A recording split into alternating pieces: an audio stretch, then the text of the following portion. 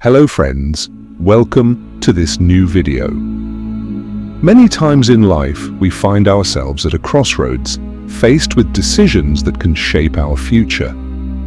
Whether it's choosing a career, making a financial investment, or even deciding who to trust, the choices we make can lead us to happiness or turmoil. But how do we ensure we're making the right decisions? Today, we'll explore this through a timeless story rooted in wisdom, one that teaches us the art of decision-making and the importance of thinking deeply before acting. So, without further delay, let's dive into this enlightening tale. The cool Vermont autumn painted the mountains in brilliant shades of red and gold as travelers sought wisdom from an unlikely source. In the small town of Maple Grove, nestled between rolling hills and pristine forests, lived a former professor turned meditation teacher named Thomas Wright. His reputation for solving seemingly impossible problems had spread far beyond the state borders, drawing people from all walks of life to his modest cabin on the outskirts of town. Unlike the stereotypical image of a wise counselor, Thomas didn't rely on mystical powers or divine intervention. His method was deceptively simple: deep listening, followed by periods of contemplative silence. Some called it revolutionary, others dismissed it as common sense. But no one could deny his remarkable track record of helping people make life-changing decisions. This is the story of how Thomas's wisdom transformed not just one life, but an entire community's understanding of decision-making through a series of events that would test the limits of judgment, trust, and human nature. One crisp October morning, 4 young entrepreneurs, Michael, Sarah, David, and Rachel, arrived in Maple Grove. They had spent the past year building a successful tech startup in Boston and now carried with them a briefcase containing $400,000 in cash, their first major investor payment. In an age of digital transactions, this unusual arrangement had been the investor's specific requirement, perhaps testing their trustworthiness or adding an element of ceremony to the deal. The group planned to pass through Maple Grove on their way back to Boston, but an early snowstorm forced them to seek shelter for the night. Through the swirling snow, they spotted a welcoming light from a modest bed and breakfast run by Eleanor Matthews, a 72-year-old widow known for her maple cookies and warm hospitality. "We'll need a place to stay until the storm passes," Michael explained at her door, snow collecting on his shoulders. "And we have something valuable we need to keep safe." Eleanor welcomed them in from the cold, offering hot chocolate and her famous cookies. After explaining their situation, the 4 partners decided to entrust their briefcase to Eleanor's care, with one strict condition: she could only return it when all 4 of them were present together. "No matter what," Sarah emphasized, "even if one of us comes alone claiming an emergency, don't hand over the briefcase unless we're all here." Eleanor agreed, storing the briefcase in her old but sturdy safe. As the evening progressed, she shared stories of her late husband, who had been the town's judge for 30 years. The entrepreneurs listened politely, but David seemed particularly interested, asking questions about the nature of justice and decision-making. The next morning, while his partners helped Eleanor clear snow from her driveway, their suggestion as a way to thank her for the hospitality, David approached Eleanor alone. His expression was troubled, his voice urgent. "Eleanor, we need the briefcase now. The others sent me to get it. See, they're right there, waving their approval." He pointed through the window, where indeed his 3 partners were gesturing while shoveling snow. Eleanor hesitated. The others were clearly visible, seemingly nodding in agreement. Against her better judgment, remembering their kindness in helping with the snow, she retrieved the briefcase and handed it to David. He quickly disappeared through the back door, taking a path that led into the woods. When Michael, Sarah, and Rachel came inside an hour later, their faces flushed from the cold. Their first question froze Eleanor's heart. "Where's David?" The truth crashed down like an avalanche. David had deceived them all, using the others' goodwill as a smokescreen for his theft. The three partners were devastated, not just by David's betrayal, but by the loss of their investors' money and the potential ruin of their company. They immediately went to the town sheriff, who advised them to take the case to Judge Harrison at the county courthouse. The judge, after hearing the story, ruled that Eleanor was liable for the loss since she had broken the agreed-upon condition of requiring all four partners to be present.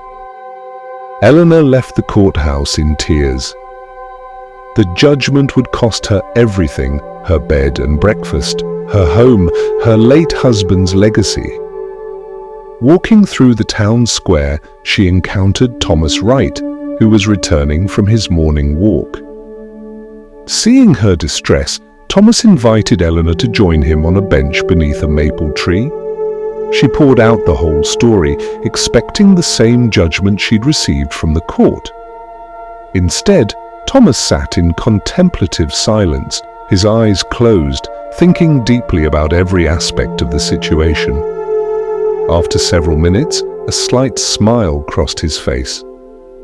"The judge's ruling isn't just harsh, it's fundamentally flawed," he said quietly.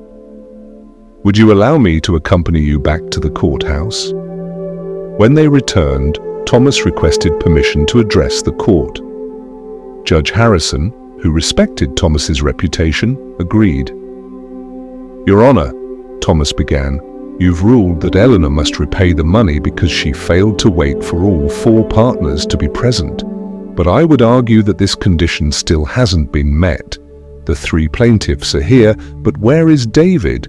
The original agreement requires all four partners to be present for the briefcase to be returned or payment to be made. Until David returns, no transfer, whether of the briefcase or of restitution, can legally occur under the terms of the original agreement." The courthouse fell silent as the brilliance of this logic sank in. Judge Harrison leaned back in his chair, a look of amazement crossing his face. After a moment he spoke. "Mr. Wright, you've revealed a crucial oversight in my analysis. The original condition applies to any transfer of assets in this case. I hereby revoke my previous ruling. The three partners must locate their fourth member before any claim can be enforced." The partners quickly realized the impossible position they were in. To force Eleanor to pay, they would need David present, but if they could locate David, they would recover their money from him instead. The case was effectively solved through the same careful consideration of conditions that had been meant to protect the money in the first place. Later that evening, as news of the resolution spread through Maple Grove, Thomas hosted a gathering at his cabin. The three partners, Eleanor, Judge Harrison, and several townspeople, attended, all eager to understand the source of Thomas's wisdom. "Do you have some special insight? A secret technique?" Judge Harrison asked, still amazed by the elegant solution. Thomas smiled. "The only secret is learning to be still. Most of us rush to judgment, letting our immediate reactions and emotions drive our decisions. But wisdom comes from the quiet spaces between our thoughts. When we learn to sit with a problem, to examine it from all angles in silence, solutions often reveal themselves." He continued explaining his method. "First, I listen completely without planning my response. Then I allow myself to sit in silence, letting my mind explore the problem from every angle. Often, what seems obvious at first glance has hidden dimensions that only become visible through patient contemplation. But in today's fast-paced world, who has time for silence?" Michael asked, thinking of his startup's rapid-fire decision-making environment. "That's precisely why we need it most," Thomas replied. "Quick decisions have their place, but life's most important choices deserve deep consideration. The time you spend in thoughtful silence isn't wasted, it's invested in making better choices." The gathering continued late into the evening, with Thomas sharing more insights about decision-making, the importance of considering long-term consequences, the value of examining problems from multiple perspectives, and the power of patience in reaching wisdom. As weeks passed, the impact of this incident rippled through Maple Grove. Judge Harrison began incorporating structured periods of contemplation before making important rulings. The three partners, though never recovering their money, used the experience to build better trust mechanisms into their business operations. Eleanor's bed and breakfast became known as a place where people could come to think through important life decisions, with her own story serving as a powerful lesson in the importance of staying true to one's agreements despite apparent exceptions. The story of Thomas Wright and the stolen briefcase became a part of local legend, not because of any mysterious powers, but because it demonstrated a simple truth. The best decisions come from deep reflection rather than hasty judgment. In today's world of instant responses and split-second choices, this lesson remains more relevant than ever. Whether facing personal dilemmas or professional challenges, the wisdom of silent contemplation offers a path to better decision-making. It reminds us that sometimes the most powerful action we can take is to be still, think deeply, and consider carefully before making choices that shape our lives and the lives of others. The next time you face a crucial decision, remember the sage of Maple Grove and the power of silent wisdom. Take a moment to sit quietly, think deeply, and let the answer emerge from the stillness of careful consideration.